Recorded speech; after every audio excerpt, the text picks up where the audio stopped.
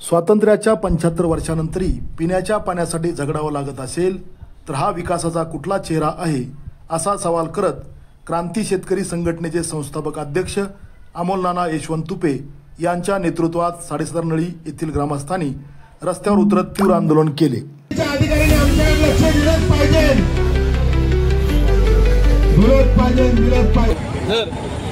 आम्हाला जर सुविधा दिल्या नाही तर भविष्यामध्ये आम्ही याच्यापेक्षा तीव्र आंदोलन करणार आहे। आणि आमचं आता वारंवार तुम्हाला सांगणे, आमच्या भागाला 2 आमदार आहेत, ते बी सत्ताधारी आहेत। त्यांनी जर ठरवलं या गावचा विकास करायचा तर 100% विकास होईल, कारण की महानगरपालिकाच्या अधिकाऱ्यांना यांचा दबाव राहिलाय का नाही असं दिसून येतंय। आणि ह्या आमदारांनी जर ठरवलं वरनं फंड आणून हा विकास करायचा, या आंदोलनाचे कुणालाच ग्रामस्थांना मागणी आमचे प्रमुख आहे। रस्ते झाले पाहिजे, पिण्याचं पाणी टँकरने आणतो तर महानगरपालिकेने टँकर चालू केले पाहिजे। जी कचऱ्याची समस्या आहे आरोग्याची, त्याच्यात अनेक रुग्ण जगवलेले आहेत, त्याविषयी सुद्धा त्यांनी लक्ष राखलं पाहिजे।